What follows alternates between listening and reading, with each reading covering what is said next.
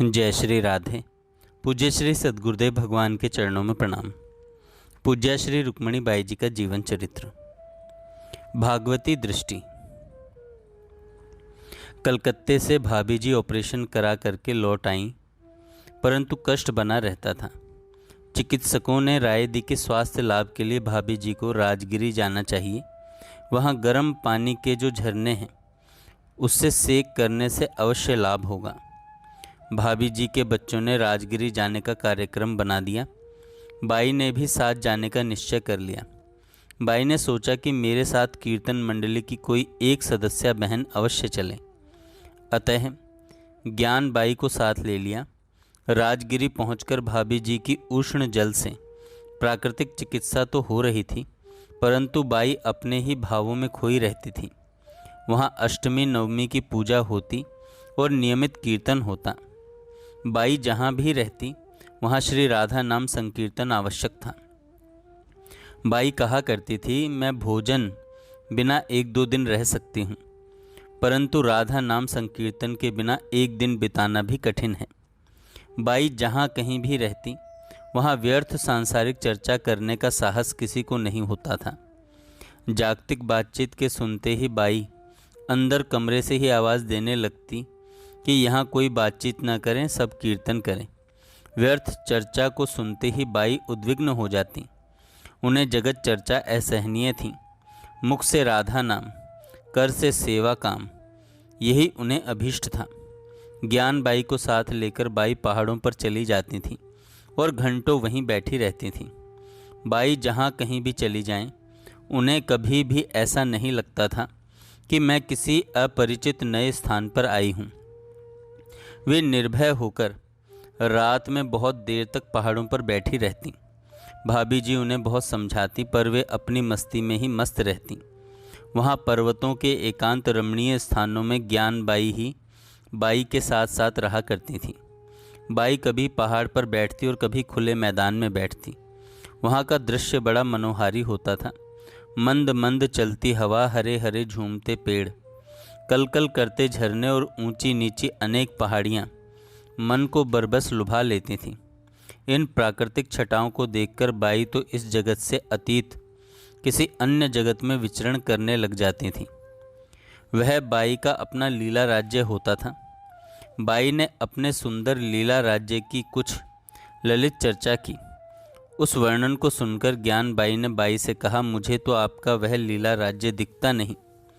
पर्वतों से लौटकर आने पर ज्ञान वहाँ के प्रसंगों को और बाई के उद्गारों को बड़े उल्लसित मन से सुनाया करती थी।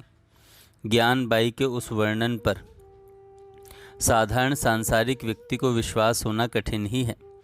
ज्ञान बाई ने सुनाया, मैंने तो वहाँ के प्राकृतिक सौंदर्य को देखकर स्वाभाविक ही बाई से कह दिया, बाई सामने का यह दृश्य कितना सुंदर है। इतना सुनते ही बाई बोल उठी, देखिए ज्ञान बाई, हमारे यहाँ उस लीला राज्य में तो एक एक पेड़ अगणित फल फूलों से लदे रहते हैं। वहाँ पतझड़ होता ही नहीं, सदा बसंत ऋतु ही साम्राज्य रहता है। सदा बसंत ऋतु का ही साम्राज्य रहता है। हमारे यहाँ के वृक्ष और पर्वत जड़ नहीं हैं, सभी चैतन्य हैं। हमारी आपकी तरह बोलते हैं। प्रिया प्रियतम के मधुर स्पर्श प्राप्ति की प्रतीक्षा में वे सदा झुके ही रहते हैं। हमारे लीला राज्य में कोई भी वृक्ष इतना ऊंचा है ही नहीं जिसे छूने में प्रिया प्रियतम को तनिक भी असुविधा हो। हरे हरे सुंदर सुंदर वृक्षों पर भांति भांति के लाल, पीले, नीले, गुलाबी, केसरिया, सिंदूरी, सुआ पंखी रंगों के फूल लगे रहते हैं। एक ही पेड़ की एक एक डाल पर अलग अलग रंग के फूल खिलते हैं। और सबसे बड़ी विशेषता तो यह है कि उन सभी के मन में युगल के सुख संपादन के अतिरिक्त अन्य कोई कामना है ही नहीं। पेड़ों से लताएं इस प्रकार लिपटी होती हैं मानो कुंज हों। उन्हें कोई बनाता नहीं है। हमारे यहाँ इनकी कटाई छटाई नहीं होती। कहीं तो एक ही पेड़ में विभिन्न लताएं इस प्रकार लिपटी होती हैं मानो अनेक कुंज एक ही स्थान पर प्रिया प्रियतम के विहार विलास के लिए बन गए हैं और उनमें प्रिया प्रियतम आँख मिचौनी का खेल खेलते हैं। खेल के बीच बीच में स्वतः पुष्प वृष्टि होती रहती है। मैं पहले ही बता चुकी हूँ कि ये पेड़ और ये लताएं जड़ नहीं हैं। प्रिया प्रियतम के खेल में वे वृक्ष, वे लताएं, वे पशु, वे पक्षी सभी पूर्ण सहयोग देते हैं। प्रत्येक पेड़ और लता को यह प्रतीक्षा रहती है कि आज युगल हमारे कुंज में ही क्रीड़ा करें, और पशु पक्षी को उत्सुकता बनी रहती है कि हम अपने कौतुक से प्रिया प्रियतम को आनंदित करें। वे वृक्ष, लता, पशु पक्षी कभी निराश नहीं होते। निरंतर प्रतीक्षा ही उनका जीवन है और उस प्रतीक्षा का अंत सुखद आनंद विलास में होता है। हमारे यहाँ पर्वत भी कठोर नहीं है।